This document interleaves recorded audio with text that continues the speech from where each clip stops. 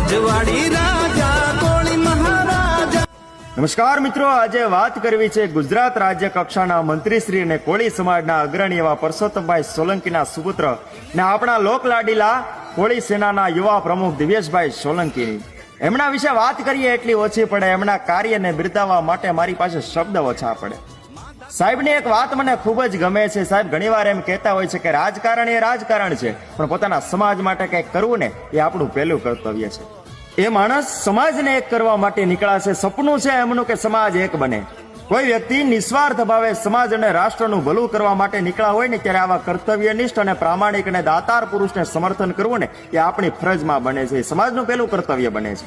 હું કોઈ પાર્ટીનો માણસ નથી, કોઈ સંગઠનમાં જોડાયેલો નથી, પણ જે વ્યક્તિ પોતાના સમાજ માટે કંઈક કરવા માંગતા હોય, પોતાના દેશ માટે, પોતાની માતૃભૂમિનું ઋણ ચૂકવવા માટે તેને આગળ આવ્યા હોય ને, તો એક સાહિત્યકાર તરીકે એને બિરદાવાઈ મારી ફરજમાં આવે છે અને એ ફરજને હું નિભાવી રહ્યો છું।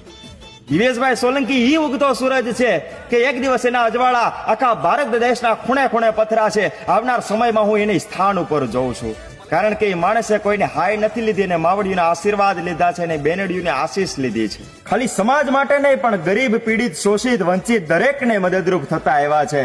આ મહાન વ્યક્તિત્વને તો મારા વંદન છે જ, પણ એમની જનેતાના મારા સો વંદન છે, કારણ કે ધરાવીણ ધાનનો નીપજે અને પુળવીણ માઢું નો હોય, ઓઢાગર જેહળ જખરા નીપજે, જેની માં ઓથલ પદમણી હોય, ભલા માણસ મનહર મુખે માનવી અને ગુણિયલ હોય ગંભીર, જેની કોખે નર નીપજે ઓતો વંકડ મૂછાવી।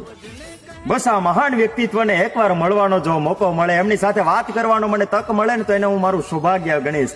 બસ એના માટે આપ બધા જ મિત્રો જે આ વિડીયોને જોઈ રહ્યા છો, એ બધા જ મિત્રોને મારી ખાસ નમ્ર વિનંતી છે કે આ વિડીયોને દિવ્યેશભાઈ સોલંકી સુધી એકવાર પહોંચાડી દો। અરે ઓલ ઇન્ડિયામાં ચાલે કોળીનો સિક્કો।